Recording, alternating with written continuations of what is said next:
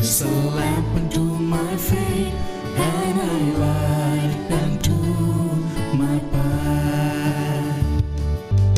Thy word is a lamp unto my feet, and a light unto my path. First reading. Moses said to the people, Hear, O Israel, the Lord is our God, the Lord alone. Therefore you shall love the Lord your God with all your heart, and with all your soul, and with all your strength. Take to heart these words which I enjoin on you today. Drill them into your children. Speak them at home and abroad, whether you are busy or at rest. Bind them at your wrist as a sign, and let them be a pendant on your forehead. Write them on your doorposts of your houses and on your gates.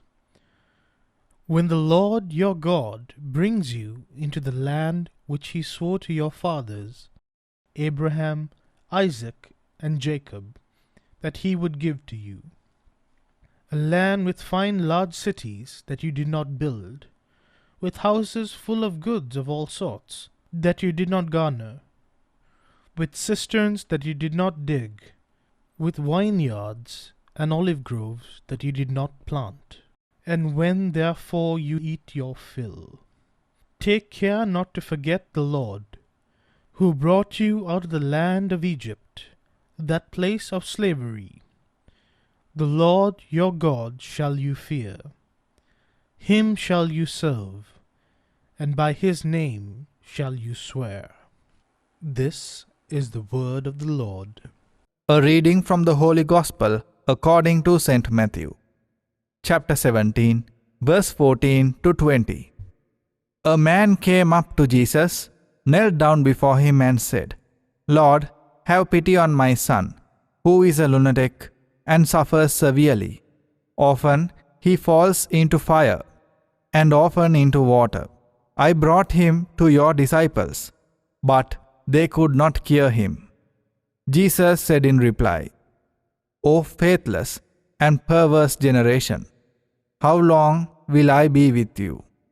How long will I endure you? Bring the boy here to me. Jesus rebuked him, and the demon came out of him. And from that hour, the boy was cured. Then the disciples approached Jesus in private and said, Why couldn't we not drive it out? He said to them, Because of your little faith.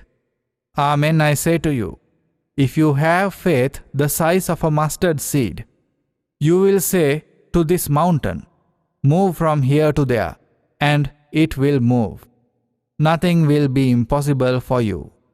The Gospel of the Lord. Today in the first reading we hear the Shema prayer. To love your God with all your heart, with all your soul, and with all your strength.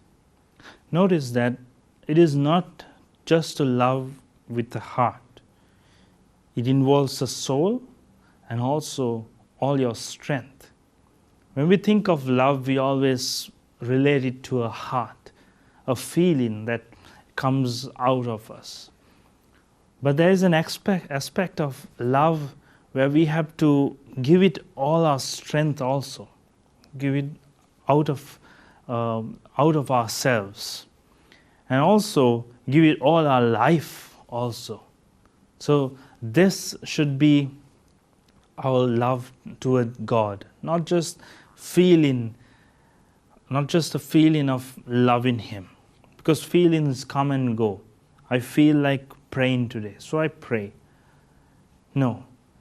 Even if you don't feel like praying, you should put all your soul and strength also to go into prayer.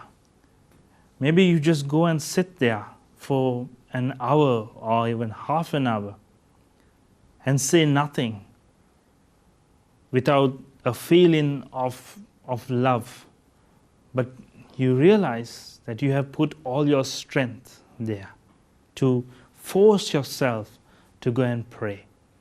You have put your life out there to force yourself to go and pray. So love in with all our heart, soul, and strength. This is important. So don't just think of when I feel like praying, I will go and speak to God. When I feel like loving God or doing something good, I will do something good. No. Love is not just a feeling. It takes effort. It takes our life also. That is what love is, and that is what God expects from you.